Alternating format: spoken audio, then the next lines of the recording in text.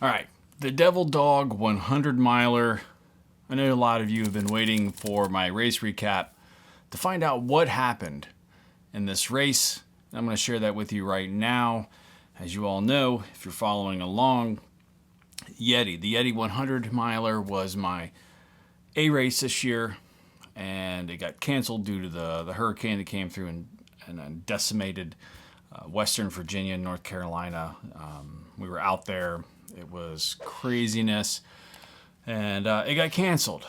And so, with all the fitness that I had built up, I needed another race. I really needed a Western States 100 ticket race, which would have been Tunnel Hill, and I just couldn't make it work to get out there. Probably would have been a comparable race to Yeti.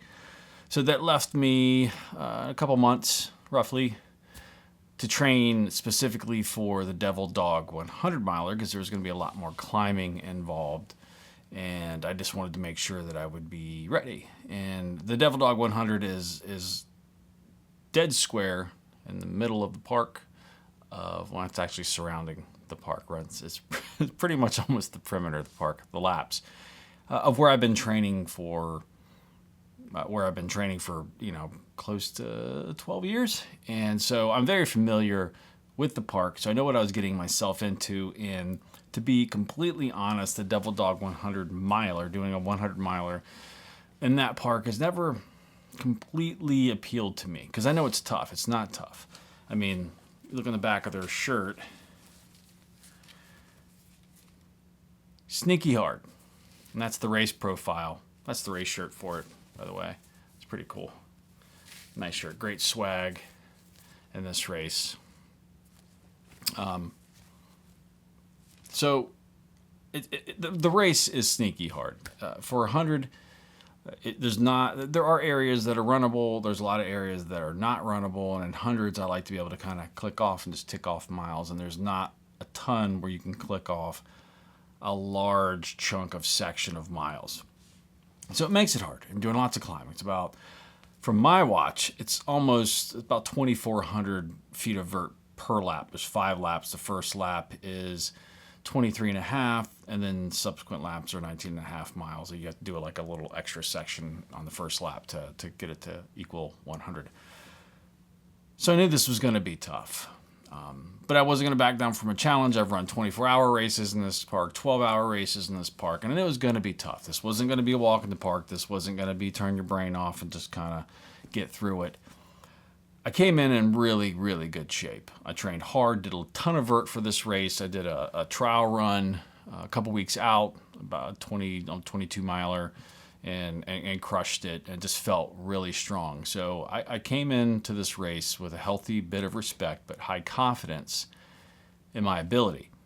And so the first, this race starts off in the morning, early morning, and that's, let's just go ahead and get into the positives. I always say, a million things can go right in an ultra, and it only takes one thing to ruin your day. And this was one of those days with the one thing that I would have never thought of in a million years caused the end of the day. So if you stick around, I'll let you know what happened. But the good things, so everything right. What are the good things that happened? Well, great people, great location, logistics for parking and stuff. I won't go into super detail, but shuttling back and forth. I didn't like all that. But the good part is I got to stay in a cabin at the start-finish area. That was super convenient. It had a bathroom in it. It was heated. All that was really good. I didn't sleep super well, and that's just because it wasn't the most comfortable area. So that's just the prima donna. But it was super convenient and warm, and all races should have something like that. It was super great. Training went really well. I ran a ton of miles, a ton of hours this year.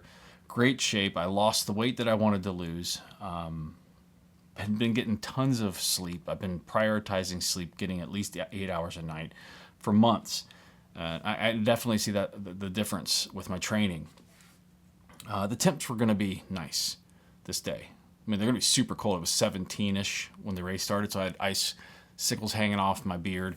But ultimately, the day was mild, and for me, cold is better than hot. So that, if I had to choose a day, today was perfect, or that race day was perfect.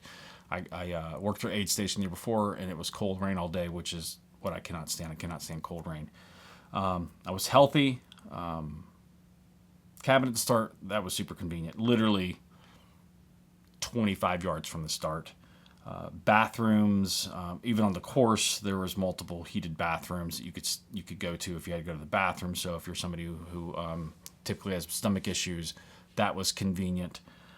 And tons of woods if you needed to use them. Then food was good. I ate well. The aid station food was really good. Didn't have any problems there. There was a shortage of bacon on one lap. Only complaint I have. And it being an interloopal race is super convenient. So for those of you who don't have a ton of people to crew you and have to deal with drop bags and point-to-point races, an interloopal race is a good start, especially if you're getting into ultras. You can just put your stuff at one place and you'll see it every time. That was super convenient. I've always loved that about interloopal ultras, so I've kind of gravitated to them because I don't have a ton of people to work ultras for me. It's a big ask for people, and I don't have tons of running friends to say, hey, can you come do this for me, and travel and stuff. So, and have a family. There's lots of excuses, but interloopal races are super convenient. Things that sucked. So in this race, not a ton sucked. I mean, other than the race, the people were great, the race directors were great, the aid stations were great, the people volunteering were great. All that associated with the race was great. It's the specific course. I love this course. It's beautiful. There's one section going from Camp 2 Feet to Camp Remy that has been the bane of my existence. About half of that, about 3 miles of that, is part of the 24-hour adventure trail run. I just cannot stand it. I've run it hundreds of times, and it just is in my mind. It's so rocky. It's so rooty, and you're having to climb around stuff, and it's just, you can't run at all almost, and it's just a lot of climbing, and it sucks. So that part sucked. But races are hard. That's what happens. We do this because they're hard, not because they're easy. It was super cold, and while I say, and so on the suck side, I have the good side, lots of good. On this kind of suck side, which is ultras are hard. It was a little too cold in sections. I was even actually worried about the second night being too cold. And the reason I don't like that is because I am cold, I'm getting hot, and I'm sweating, and I'm constantly having to deal with layers, and it's just a lot to deal with. I mean, even after the race, I came home and just jackhammered in bed all night and sweat. I was just sweating and cold. It throws off my body. The JFK 50 does it too. The IC8 does it when I do the race in these super cold conditions. So that is what it is. These are not complaints. It's just what it is. Loops generally can suck. You get bored with them. They make it easy to drop. You do a bunch of mileage and you get to the point where, like, you know what, I can go from here and it's super convenient, get my crap, and head on home. Especially for me because I'm from this area. So the interloop rolls around here, I could be home within 20 minutes. That makes it suck, just because that's another battle you got to be prepared for. The super technical parts I kind of mentioned, the course is beautiful. There's a lot. I mean, I'd like to say 80% of the course is awesome. There are some parts that just make it kind of suck, and I mean that again. They're supposed to be hard. If they could be flat and just I could tick off mileage, that would be much better. This race, I did run with my buddy Kevin for about half the first lap, and pretty much I was alone for 9.5 hours. That sucked. Running in this, I couldn't meet up with anybody, and there was really no opportunity to kind of run with someone. This is a tough course to run with people because there's so much variation in the terrain. It's not like you're just on a towpath or a rail to trail and you're just kind of running down it and it's flat and you can kind of just leapfrog. It doesn't lend itself unless you're running specifically with someone, or maybe if you meet someone and you're like, hey, do you mind if I run with you for a while? And it still can get hard because you're both going to struggle with different things. Lots of climbs. If you're not a strong climber and you're with somebody who's a strong climber, it's just going to cause some issues there. So it is a hard course to run with someone unless you're prearranged with that person to do those. I've run with my buddy Joe in many the 24-hour races in this park, and we stay together. But that's a prearranged thing. Bloating. I think I was having some issues with when I narrowed it down to the broth. Never had an issue with broth, which makes me wonder if there was some sort of gluten in the broth or something in the broth, high MSG or something. I don't know. Broth has never bothered me, but I was bloating severely. And again, this wasn't something that was going to take me out of the race. It was just something I was dealing with and just kind of, I mean, these races, 100 milers are races that you have to troubleshoot. You're troubleshooting the whole time. I got a blister on one heel. My shoe was too loose, tightened it up, got better. So that's what it was. I mean, just dealing with little things and you're solving those things. So that's all that stuff is just typical stuff you're dealing with in 100. You're troubleshooting. It's not going to go perfect. The strange thing that happened to me was the one thing I would have never thought of. You like that guy? It's real. It's a whole pen. I'm writing stuff down. I had bought a couple years ago a pair of REI gaiters, and they have kind of a little bungee cord that runs underneath them to hold them to the shoe, and they are the reason, one of them, that caused me to get injured in this race. So on the first loop, about halfway through the first loop, I'm running, and I had reinforced them. And this could be my fault, but I'd worn through the previous REI bungee cords.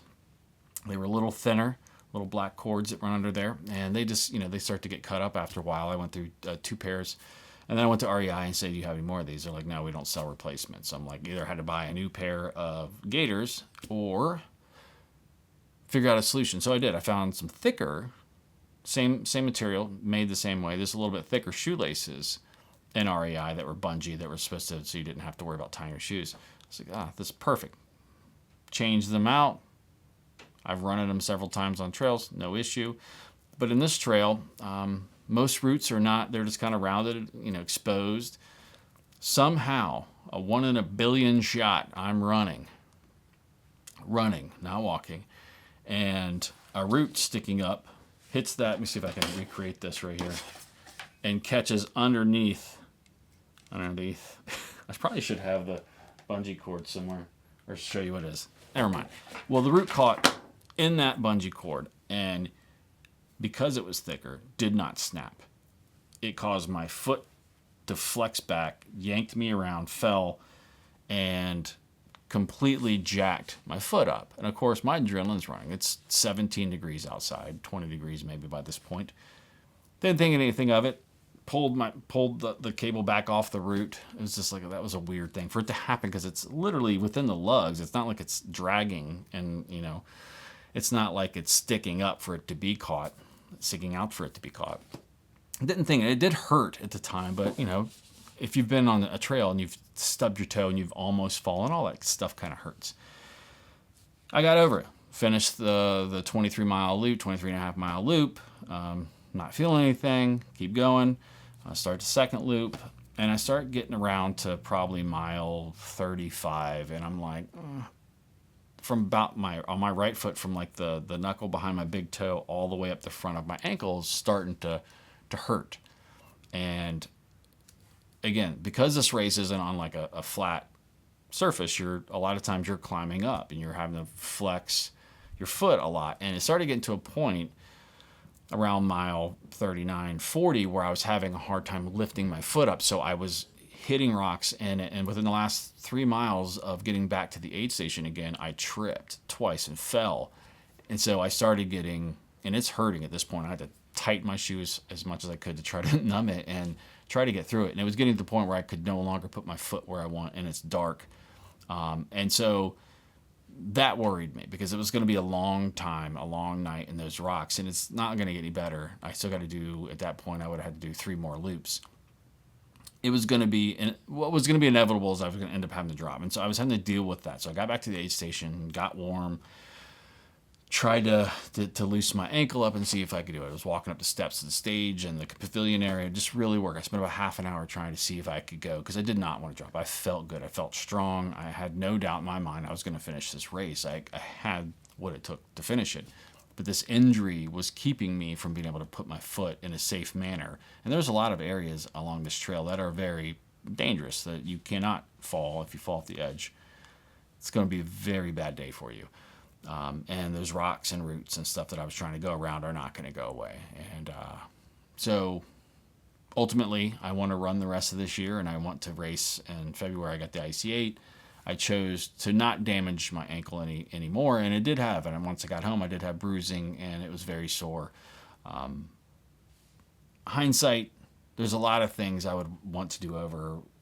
Tape it all up and just keep going through it. I wanted to tough it out. I really, really, really wanted to. I just didn't want to do any more damage, and it would have made it very, very slow in a lot of those sections where I needed to be able to put my foot exactly where I wanted to put it and lift it up exactly as high as I wanted to. Because if I kept stubbing my toe and falling, it was going to get bad. And falling 2 times in the last 3 miles for the lap was not a good indicator to me that I was going to be okay for the rest of the 50 miles. So right around 42, 43 miles, I called it.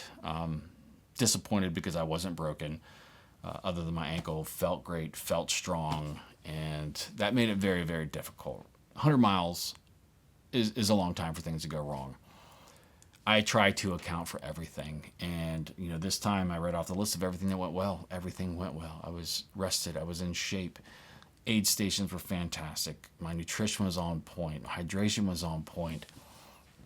I wasn't sore. I just felt strong, and that's the disappointing part of this one. I've DNF'd races before, and it's one was injury, and the other one was because Joe got hypothermic, and we just dropped together. So injuries happen. It's a long time, and a lot can go wrong. But all that being said, I do not recommend the REI with the straps underneath the shoe now. I don't know if anybody's ever had something like this happen. This is a freak, weird thing that just blows my mind, that took me out of a race. I would have never thought of it. Tripping to take me out and getting hurt? Yeah, but not the cable on the bottom of my gaiter snagging a root and causing an injury. That sucked. But I got cool swag. One of the coolest coffee cups. Drinking coffee out of that every morning. Cool swag there they gave you, and then of course you saw the shirt. So that's what happened. I got injured in this 100-miler and had to drop. I've already signed up for the Eddie 100 for next year. I'm looking at another 24-hour race late October next year. Got the IC8 in February. I just don't know what else is going to go on this year. I need to try to find another Western States ticket race so that I can continue to enter tickets into that and hopefully one day get into that. And we'll see what happens. I'm going to continue to train hard. My ankles is doing better. I put some miles on it this week, not a ton, but I am confident I'm not injured. But I was injured then, but not severely. So I'm going to keep training hard. 100-milers are tough. Ultras are tough. They're not given. I don't do this because they're supposed to be easy. I don't like just collecting belt buckles just to do it. I like the challenge. There's honor in the battle. And I went out and battled. And this time I was on the losing end of it. And, going home from that race, I'm like, I'm never doing that race again. And there's part of me that says I want to go back now and fight and try to complete that, because I don't like leaving those kind of things undone. But we'll see. Hundreds are time consuming, and I might want to try to find another one. I don't have a ton of time, so I'm not going to run, 5 100s in a year. So we'll see what happens. I hope you all are doing well. We're wrapping this year up, and I appreciate you all asking what happened in this race, and I hope this didn't completely bore you, but all this information is important when it comes to 100. Again, everything can go right. This takes one thing. You got to try to do your best to check all your gear and try to think about what can happen, from chafing to gear rubbing, just nutrition, all of it. If you could troubleshoot that stuff, lights, and I didn't even get to use my light. Bought a $200 waist lamp. Didn't get to use it, so that pissed me off too. So that's all I got. If you have any more questions, I'm sure I want to talk a little bit more about this race as I digest this over time. You can put them down in the comments, and probably I'll use that in the video that I start to answer a little bit more about this race. Appreciate you all. I hope your holidays are going well, and I'll talk to you soon. Take care.